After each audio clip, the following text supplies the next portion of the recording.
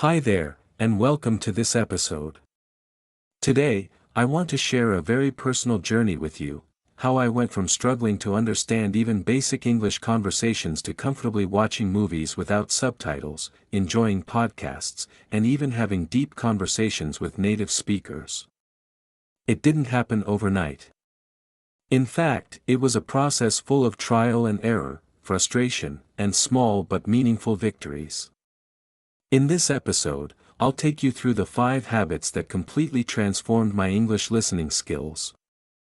I hope my story will inspire you and give you practical strategies that you can start using today.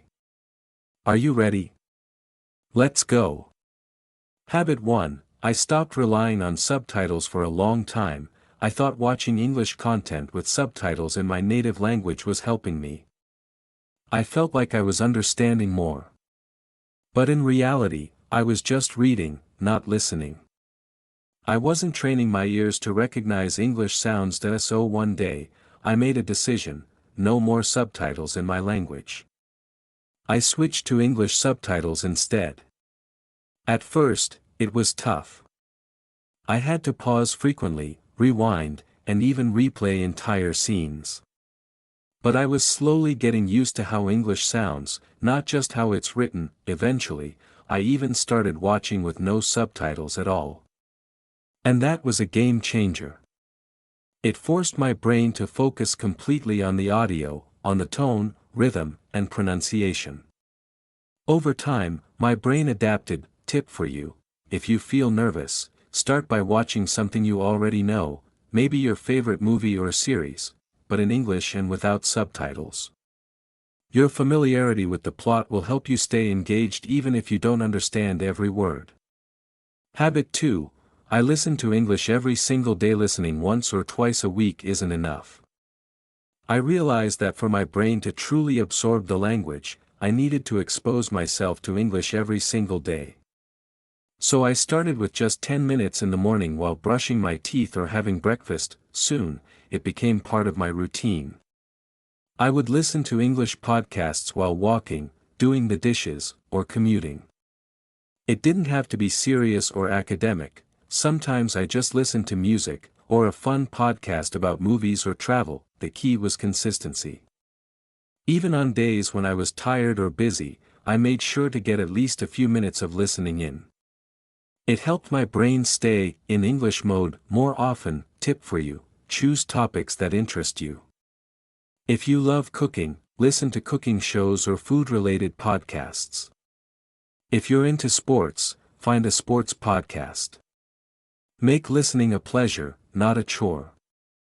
Habit 3. I shadowed native speakers. Shadowing is a powerful technique.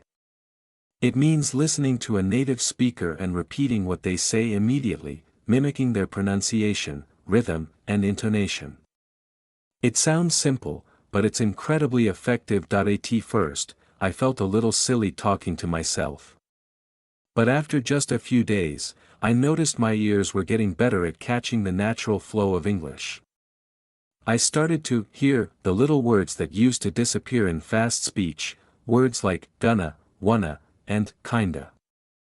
I used short clips from YouTube or even lines from movies. I would pause after every sentence, repeat it, and then play it again to compare. Slowly, I became more confident, not just in listening, but also in speaking. Tip for you: start with short, simple sentences. Don't try to shadow a TED Talk on your first try. Pick something easy, maybe even a children's show. The important thing is to build the habit. Habit 4. I focused on understanding the idea, not every word. In the beginning, I was obsessed with understanding every single word. And when I didn't, I felt frustrated and discouraged. But native speakers don't listen that way. They focus on the main idea, the overall message. So I changed my mindset. When I listened, I asked myself, what are they talking about, instead of, what does that word mean? That shift made a huge difference. I stopped freezing every time I missed a word. I started relaxing, and ironically, I ended up understanding more. I learned to use context clues, tone of voice, and even background sounds to guess what was happening. I became an active listener, not just a passive receiver. Tip for you: after listening to a podcast or watching a video, try to summarize it in a few sentences. What was the topic? What happened? Don't worry about missing words, focus on the message. Habit 5. I made listening interactive. Finally, I stopped treating listening as a passive activity. Instead, I turned it into something interactive.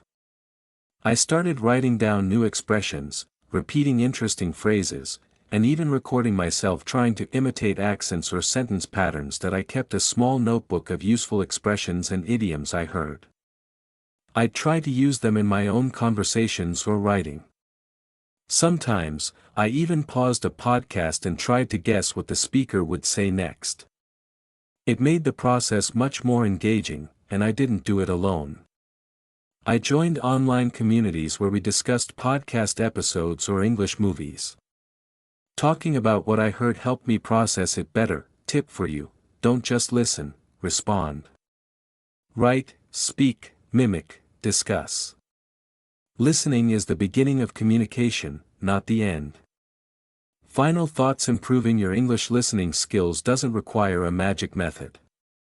It takes time, patience, and consistency. But if you turn listening into a habit, if you make it part of your daily life, it becomes not only easier but also enjoyable. These 5 habits completely changed my relationship with English. And if I could do it, so can you. Remember, it's not about being perfect. It's about progress. One sentence at a time. One day at a time. Thank you for listening to today's episode.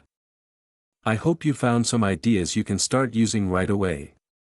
Keep listening, keep learning, and most importantly, enjoy the journey. Until next time.